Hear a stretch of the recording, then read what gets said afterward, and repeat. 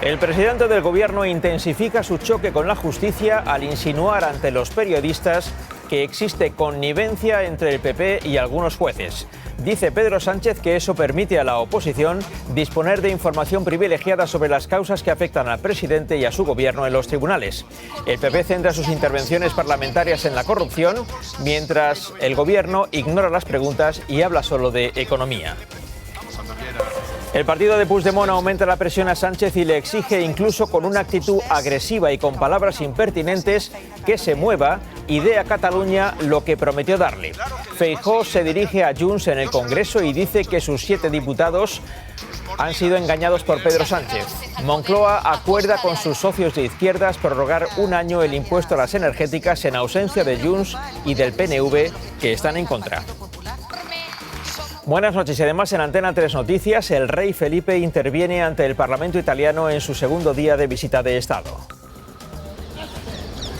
Esa visita de Estado provoca que el gobierno condecore a la primera ministra italiana con la Gran Cruz de Isabel la Católica, después de considerar a Giorgia Meloni como una alta representante de la ultraderecha en Europa.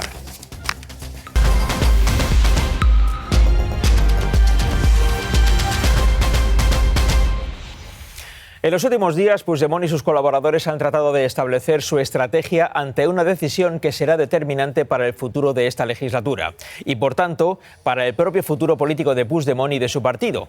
La decisión de apoyar o de rechazar los presupuestos generales del Estado. Si entregan los presupuestos de 2025 a Pedro Sánchez, Puigdemont ya no podrá presionar mucho más, porque el presidente se habrá asegurado lo que queda de legislatura.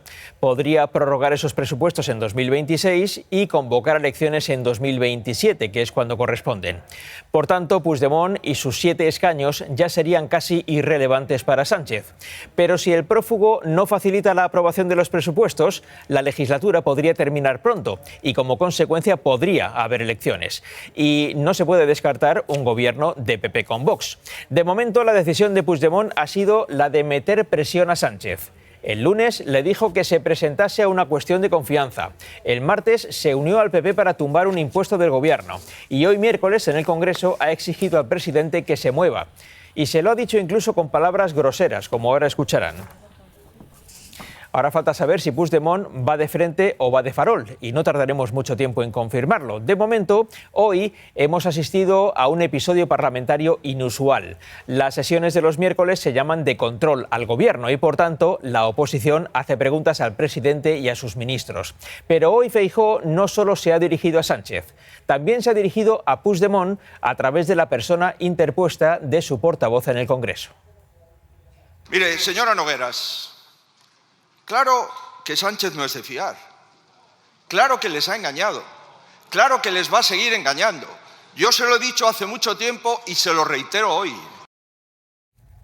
Feijóo ha detectado la fisura abierta en la relación entre Sánchez y Puigdemont y trata de convertir esa fisura en una grieta. Con el tiempo veremos si con éxito o con poco éxito, pero a los pocos minutos quien ha tomado la palabra ha sido la propia Miriam Nogueras y ha confirmado que al menos una fisura sí hay, porque ha utilizado un tono pretendidamente desabrido y faltón con Pedro Sánchez, con una terminología impropia de una institución parlamentaria. Fent nosaltres és el que ningú més s'atreveix a fer, que és exigir-los a vostès que moguin el cul i facin la feina que han de fer a Catalunya.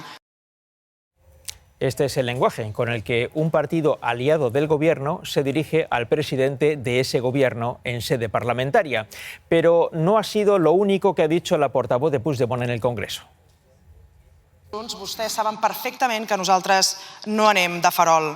No ens van presentar a les eleccions espanyoles per donar estabilitat a cap govern espanyol, i menys a un govern espanyol que no compleix amb Catalunya, sigui del color que sigui. I ens plantem perquè és la nostra responsabilitat defensar Catalunya davant un govern que no ho fa. Lo habitual es que el presidente responda a intervenciones tan duras como esta con una dureza equivalente, pero eso no ocurre cuando se trata de sus socios de investidura. Es verdad, tenemos un gobierno en minoría parlamentaria y nos toca negociar, trabajar ley a ley con los distintos grupos parlamentarios de esta Cámara. Yo lo que le puedo decir es que el Gobierno de España va a defender siempre la política útil, que va a cumplir con sus acuerdos y que evidentemente vamos a tender la mano a todos los grupos parlamentarios para lograrlos. Lo que acaban de ver es lo que ocurre en cada cruce de declaraciones entre el presidente del Gobierno y sus socios. Mientras el partido de Puigdemont sube la presión con toda clase de amenazas, Sánchez emplea un tono conciliador y hasta condescendiente. Pero de momento Junts dice que será muy difícil que puedan apoyar los presupuestos. Vamos al Congreso, Esther Garrido. Y no solo eso, es que ellos directamente creen que no se van a llegar a negociar, que no van a llegar a estar encima de la mesa. Es el último órdago que lanzan los de Puigdemont. Insisten en que al Gobierno le queda mucho por hacer, mientras en Moncloa dicen que cumplirán con lo pactado, aunque lo cierto es que no terminan de detallar ni cómo ni con qué. Desde primera hora, teme que Junts le abandone. Fuera y dentro del hemiciclo, Doña Miriam Nogueras. La amenaza de Puigdemont se colaba en el Congreso. Y nos toca negociar. Dejando en evidencia una relación entre quienes se pretendían socios cada vez más tensa. Que em moguin el cul. Y cada vez más lejos de entenderse. ¿Cómo van a arreglar lo del pacto de PP Junts? Ese ha sido el último paso, la última alianza en la misma semana en la que Junts ha pedido al Gobierno una cuestión de confianza. Y aunque el Ejecutivo en privado no les da credibilidad y en público defienden la continuidad de la legislatura, hay gobierno de coalición para rato. Sí que hay algunas voces que creen que estos acercamientos terminarán en algo más. Estoy absolutamente convencido de que Junts hará tarde o temprano presidenta Feijóo. El varón socialista de Castilla-La Mancha recela de la alianza de su partido con Junts. No me fío ni un pelo, ni de lo que dicen, ni de lo que pactan. Insiste en que es un error confiar en los independentistas. La tensión entre PSOE y Junts, con el PP como protagonista secundario a la espera, discurre en paralelo a la línea argumental de los populares contra el Gobierno, que es corrupción, corrupción y corrupción. Feijóo y todos los diputados del PP que han intervenido hoy en el Congreso se han referido así a los escándalos que afectan al Gobierno. En su mesa de Navidad se sentarán al menos dos imputados. En la sede de su partido, bolsas de 90.000 euros. La corrupción se aproxima a usted peligrosamente. La justicia está destapando toda la corrupción del Gobierno. ¿Cuántas veces se reunieron ustedes con el señor Aldama? 5 casos en 5 juzgados. El caso PSOE. Está rodeado de indicios.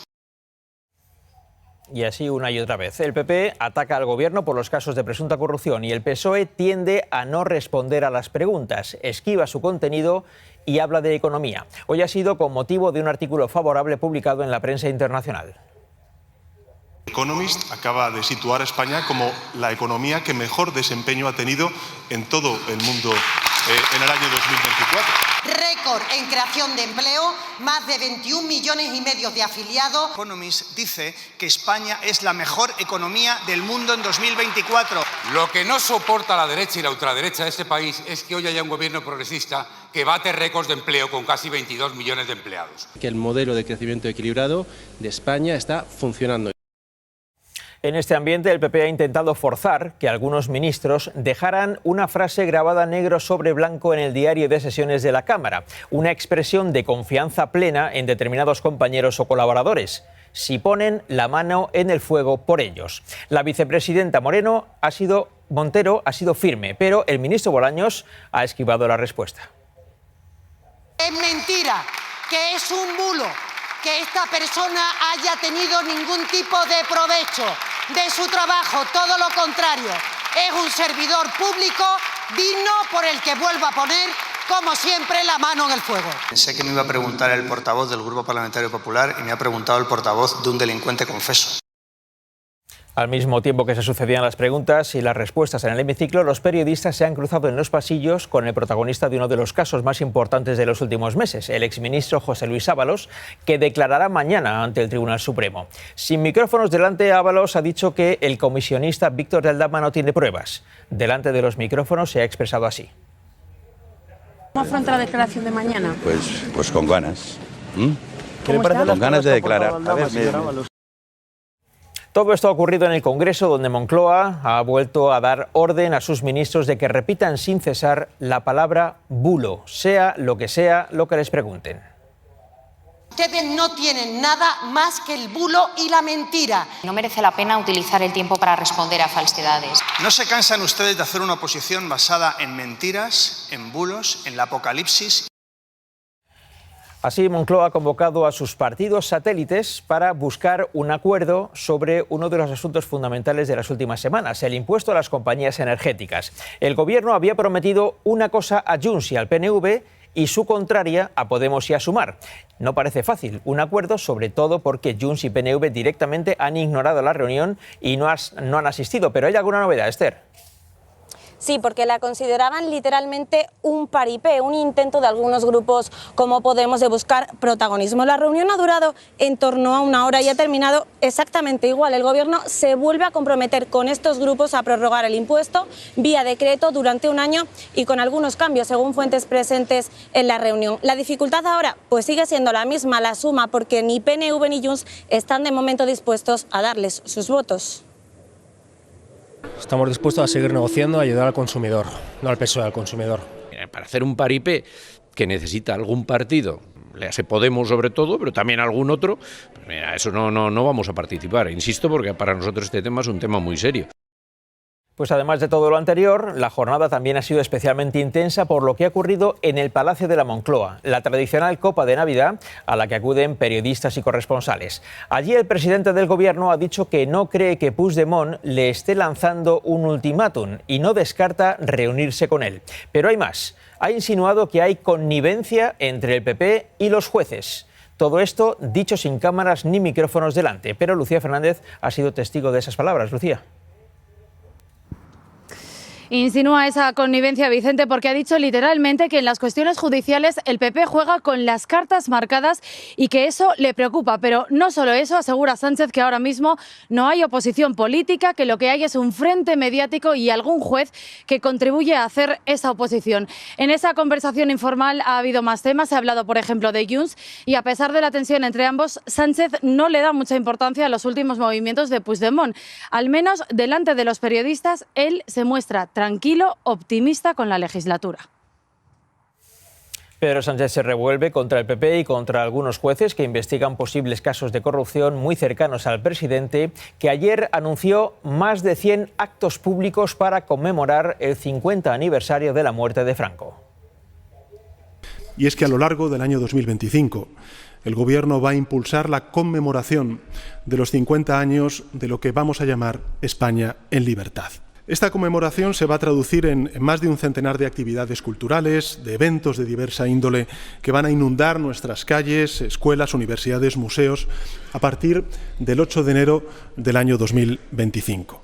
Para articular esta conmemoración, el Gobierno de España va a crear un comisionado especial, va a nombrar un comité científico formado por expertos y expertas de reconocido prestigio y va a colaborar con todas las administraciones públicas en la ejecución de un extenso programa de actividades. A este anuncio del presidente, la presidenta de la Comunidad de Madrid dijo a través de las redes sociales que Sánchez ha enloquecido y aseguró que la Comunidad de Madrid no participará en ninguno de estos actos. Así han reaccionado en el Congreso de los Diputados a esas declaraciones de Ayuso. ¿Qué tiene Isabel Díaz Ayuso en contra de defender la democracia que felizmente pudimos recuperar tras la muerte del dictador? O sea, la verdad que queda retratada, ¿no? Una ayusada más. Estamos acostumbrados a una presidenta que no respeta las instituciones y que lamentablemente dedica el 80% de su tiempo a insultar al presidente del Gobierno. Esta polémica no ha hecho más que empezar. Habrá más cosas al respecto. Por lo demás, Pedro Sánchez ha hecho referencia hoy a la ley de vivienda. Asegura que en Cataluña, donde sí se ha aplicado, han bajado los precios del alquiler. El principal problema que tiene ahora mismo Cataluña, y así lo indica el CEO, el último CEO, es el acceso a la vivienda. En Cataluña se está aplicando la ley de vivienda y como consecuencia de ello se está reduciendo el precio del alquiler y hay un compromiso firme de construir durante la próxima legislatura, en esta legislatura, mejor dicho, en Cataluña, 50.000 viviendas. La Generalitat de Cataluña el pasado mes de octubre cifró esa bajada del precio del alquiler en torno al 5% en las zonas tensionadas, pero no aclaró qué efecto había tenido la aplicación de la ley en la oferta de viviendas. Hoy hemos hecho esa consulta y no hemos obtenido respuesta de la Generalitat. Sin embargo, un informe del Observatorio del Alquiler afirma que en este tercer trimestre 10.000 viviendas se han retirado del mercado del alquiler solo en la provincia de Barcelona. Si hablamos solo de los precios del alquiler, el observatorio asegura que en el último trimestre se mantienen muy altos pero estables, apenas un 1% de subida. Yo estuve mirando de 900 para arriba.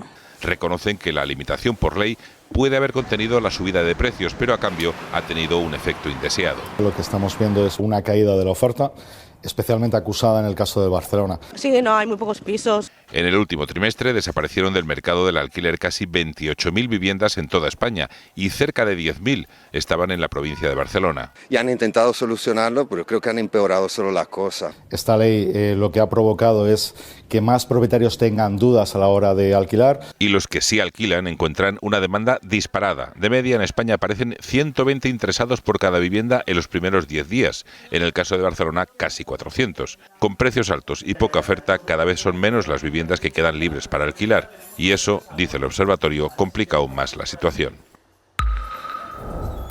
Más noticias. Visita de Estado de los Reyes a Italia. Visita cargada de gestos y de simbolismo.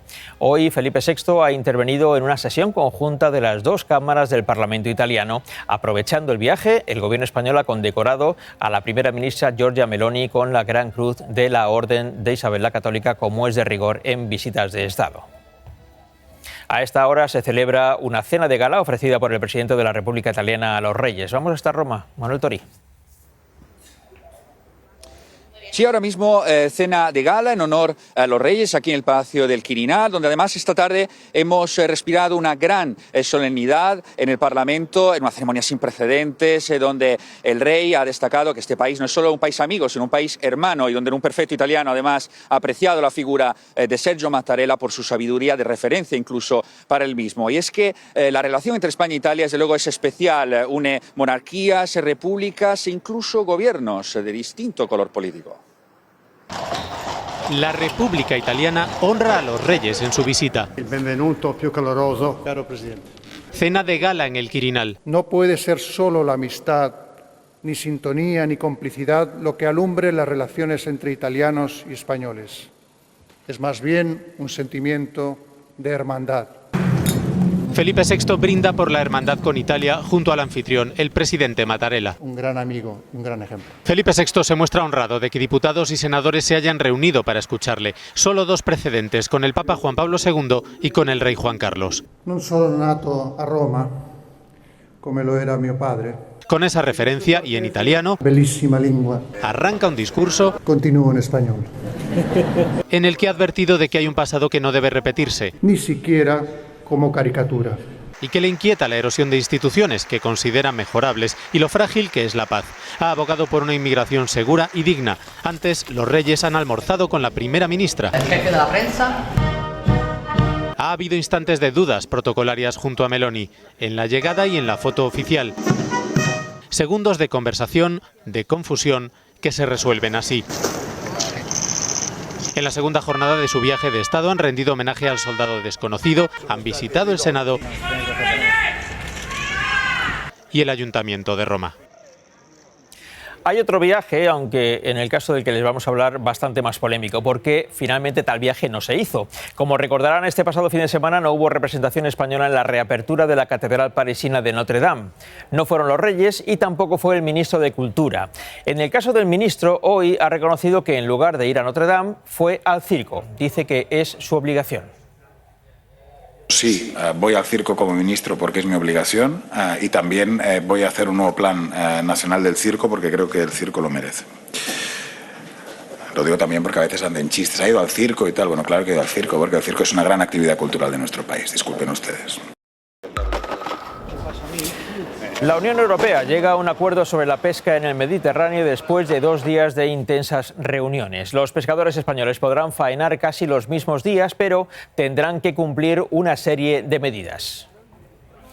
El sector pesquero no está conforme con este acuerdo. Dicen que muchos no van a poder asumir la inversión para cumplir los requisitos y que tendrán que cerrar. Guillermo Pascual. Vicente, al sector pesquero no le gusta este acuerdo porque dicen que si al final quieren mantener el mismo número de días faenando, a cambio se les impone una serie de medidas compensatorias. El ministro Planas hoy aquí en Bruselas sí lo ha defendido porque asegura que al menos se ha evitado el peor de los escenarios, que es verdad, era una primera propuesta de la Comisión que era casi una sentencia de muerte para el sector. Eso sí, Planas admite que ayer durante la negociación se vivieron momentos muy delicados. Me parece que es un buen resultado después de unas difíciles negociaciones. Les debo confesar, entre paréntesis, probablemente las más difíciles que he hecho en mi vida. La Audiencia Nacional ha condenado a estos 4 terroristas de ETA a 74 años y 4 meses de cárcel. Intentaron asesinar a nuestro compañero de Antena 3 Noticias, Juan Francisco Palomo, a su mujer y a su hijo. Ocurrió el 10 de noviembre del año 2000. Colocaron una bomba en su vivienda que, por suerte, no llegó a explotar. Lo que ha ocurrido en Siria es el resultado de un plan conjunto entre Estados Unidos y los sionistas. El líder supremo iraní culpa a Estados Unidos y a Israel de derrocamiento de Bashar al-Assad en Siria. Asegura que tiene pruebas que fundamentan su acusación, aunque no ha aportado ninguna. 3 días después de la caída del régimen, el ejército israelí sigue bombardeando las capacidades militares sirias. Ya ha destruido el 80% de su armamento. Los países árabes acusan a Israel de aprovecharse de la incertidumbre en la que está sumida Siria. Yanira Gómez. Los rebeldes sirios aseguran que avanzan en la transición de poder e incluso dicen que esperan reabrir el aeropuerto de Damasco en los próximos días. Sin embargo, el devenir político de Siria sigue siendo una incógnita 3 días después de la caída de Assad. Israel ha bombardeado Siria 480 veces en 48 horas, ignorando las críticas internacionales, mientras en Damasco miles de personas recorren morgues y prisiones en busca de familiares desaparecidos. Los cadáveres se amontonan a la espera de autopsia. Decenas de víctimas aún sin nombre del régimen de al-Assad. Hay algunas marcas de tortura, agujeros de balas, pero no podemos determinar si los órganos fueron robados. En el exterior y pegadas en la pared, las fotografías del horror, imágenes donde las familias buscan a sus seres queridos. Hayat lleva 3 días en la infame prisión de Sadnaya buscando a su hermano. Desapareció hace 14 años, no sé si lo reconoceré si lo encuentro. Mientras los rebeldes prenden fuego al ataúd del padre del depuesto presidente, el aeropuerto de Damasco se prepara para volver a funcionar. Durante el vacío de poder del domingo, algunos intentaron sabotearlo, pero el avión está bien. El nuevo gobierno sirio, que apuesta por la reconstrucción, lanza este mensaje de tranquilidad. La gente está agotada por la guerra, por lo que el país no está preparado para otra y no va a entrar en otra. Aunque la paz aún está lejos, Israel continúa bombardeando posiciones militares. Estados Unidos aprovecha para atacar al Estado Islámico y Turquía para reforzar su ofensiva contra los kurdos en el norte. El desgobierno en Siria provoca seriamente la preocupación de Vladimir Putin. Rusia, aliada del antiguo régimen, negocia ahora con los rebeldes para mantener el control de sus bases militares en Siria. Van a ver imágenes de satélite de una de esas bases. Muestra cómo varios buques de guerra rusos han abandonado la base naval y están atracados en alta mar. Estas bases son clave en el apoyo a las operaciones rusas en África. Continúan los bombardeos israelíes en Gaza. Al menos 38 personas han muerto en el ataque contra un edificio de viviendas en el norte de la franja. El ejército israelí asegura que el objetivo eran los terroristas de Hamás. La Unión Europea endurece la presión económica contra la Rusia de Putin. Los embajadores de los 27 países comunitarios han acordado un nuevo paquete de sanciones. Serán penalizados los buques de terceros países que apoyen a Rusia en su ofensiva bélica. El acusado de matar al directivo de la mayor aseguradora médica de Estados Unidos se declarará no culpable ante el juez. Lo ha asegurado su abogado. La policía analiza ahora un cuaderno en el que el atacante describió su plan para perpetrar ese crimen. Nueva York, José Ángel Abad. Vicente, las pruebas contra el asesino parecen apabullantes, empezando por su supuesta confesión escrita en su ordenador y las huellas dactilares, pero por ahora no se han presentado ante el juez en un caso en el que lo más sorprendente están siendo las muestras de simpatía hacia el asesino, anónimas y hacia sus motivos mucho más visibles, como hemos comprobado en estas calles de Nueva York. Estos carteles de "se busca" con otros directivos de aseguradoras médicas por las calles de Nueva York muestran el rencor hacia esas compañías y cierta comprensión con el asesino, como hemos comprobado. Si lo hizo fue por algo. Hay organizaciones que se toman ciertos abusos también. Y yo sé que una reacción trae una acción. Es como un signo, es como decir que algo está mal. Este es el problema. No solo una póliza mensual media cuesta cerca de $500, más de 450 euros al cambio, sino que luego las aseguradoras rechazan hasta la tercera parte de las reclamaciones, aunque millones de americanos también reconocen. Han sido siempre responsables conmigo y desde luego no tengo ninguna simpatía por quien mata a alguien. Pero el asesino escribió en el cuaderno con el que se le ha atrapado: es preciso y no pone en peligro a inocentes, justificando su asesinato. El juez no le ha concedido la posibilidad de fianza. En Malibú, en el estado de California, las llamas han llegado a una universidad donde los estudiantes han tenido que refugiarse en la biblioteca. Más de 20.000 personas se han visto afectadas por este incendio forestal que ya ha quemado más de 1.500 hectáreas. Aquí en España, con escobas y rastrillos, los bomberos de Valencia limpian sótanos, trasteros y garajes. Todavía queda mucho barro y mucha agua por sacar. Hay más de 6.000 ascensores que siguen sin poderse utilizar. Los expertos insisten en el peligro de entrar en sótanos y en garajes sin equipos de protección. Más de 40 días después de la tragedia, siguen sin vaciarse los llamados cementerios de coches en muchas localidades. Carlos Villán. Sí, este de Catarroja es un ejemplo, pero no es el único caso. 43 días después es muy fácil encontrar vehículos inestados en muchas calles o instalaciones deportivas convertidas en cementerios con los problemas de insalubridad que eso está conllevando para los vecinos. El barro continúa muy presente. Hoy todavía 100 cubas han estado sacando lodo de los garajes o achicando agua de los fosos de ascensores. Hay 6.000 ascensores dañados y, por tanto, miles de personas, particularmente los mayores, que viven casi confinados. Barro, escombros, maleza, montañas de coches. Ya llevamos casi 2 meses y lo que queda. Cuesta sacar el lodo, las máquinas no paran. Una y otra vez limpian la calle. Todavía quedan muchos garajes. Estamos absorbiendo los garajes, tienen mucho lodo. Hay que batirlo, deshacerlo, cada vez va siendo peor. Y otro peligro. Se acumula mucho dióxido de carbono en el interior. Por eso entran a turnos muy cortos y con la máxima precaución. Está en mínimo tiempo, ir saliendo, aireándose, cogiendo oxígeno otra vez. La Dana inundó también los ascensores, no se pueden usar. Todas las cajas de los ascensores están afectadas, tanto tabique, paredes. Tienen miedo de que revienten y peligre la estructura. Los bomberos entran bloque por bloque, revisan y limpian. Aún queda mucho por hacer. 6 semanas después, carretilla y pala para despejar el cauce del barranco. En Sedaví, entre esta montaña, los vecinos intentan buscar su coche. Hay gente que todavía no ha encontrado ni su coche. Nada más despertarte, lo primero que ves es esta montaña de coches, un poco triste. Recuerdos que aún no han podido cicatrizar. Hoy el vicepresidente segundo del gobierno valenciano, responsable de la reconstrucción, Gampan Pols, ha visitado la presa de buceo en Xera, que resultó afectada por la Dana. La estructura resistió la fuerza del agua, pero quedó dañada.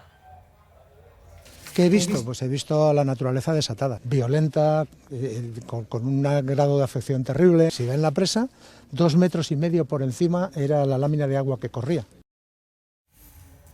Más cosas. Llevamos años hablando de gafas de realidad aumentada, del metaverso, de los humanoides cocineros. Según las grandes tecnológicas, a estas alturas todos estos avances tecnológicos los íbamos a tener ya en casa para hacernos la vida más fácil, pero las cosas no van tan rápido. Año 2012, aparecen las Google Glass. Okay, Glass. Permiten consultar el tiempo, hacer videollamadas, usar GPS, es como llevar un móvil en las gafas. Take a picture. En ese momento, como se imaginarán, revolucionan el sector. Todo apunta a que van a ser un éxito. Pero el prototipo no cuaja. Los problemas de desarrollo, sumados a su precio, $1.500, acaban por hundir el proyecto. Desde entonces, todas las grandes tecnológicas trabajan en sus propios dispositivos de realidad aumentada. Han invertido ya un montón de dinero y no se pueden echar atrás. Es verdad que es una herramienta útil para la medicina, la arquitectura o incluso el turismo. Según vas caminando, te va diciendo qué direcciones tienes que tomar, confirmar qué información relevante hay en cada lugar. Pero de momento pocos les han hecho un hueco en casa. Ahora mismo no creo que estemos preparados para asumirlo masivamente. Tampoco han triunfado las reuniones de trabajo en el metaverso. Wait, where's Mark? I think he's in the middle of something. Que a estas alturas, según Zuckerberg, serían de lo más habitual. Oh, hey Mark. Hey, what's going on? Ahora Human, este pequeño dispositivo que promete sustituir a los móviles, This is the Humane AI Pin. parece que lleva el mismo camino. En menos de un año, el ritmo de devoluciones ya supera a las ventas. Desmantelada una peligrosa banda de atracadores en Cantabria. Se les atribuyen al menos 30 robos con fuerza en comercios y en viviendas. Los 3 detenidos ya han ingresado en prisión. Tenían en su poder un arsenal de 50 armas.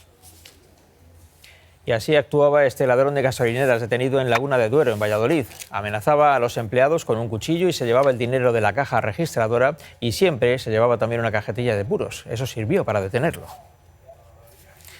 Y esto ha ocurrido en un concesionario de coches de Málaga. Al menos 4 individuos fuerzan la cerradura del establecimiento y con un hacha inutilizan el sistema de alarma. En menos de 5 minutos consiguen robar 2 de los vehículos deportivos más potentes. Se sospecha que están siendo utilizados para cometer otros delitos. Los boletines, horarios y espacios informativos de Onda Cero.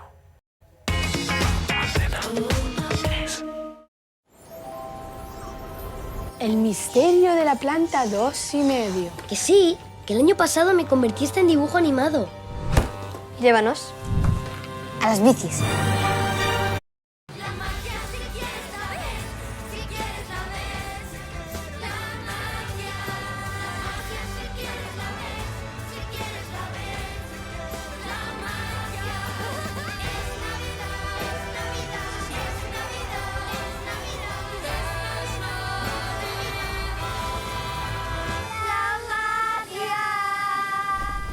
¿Me creéis ahora?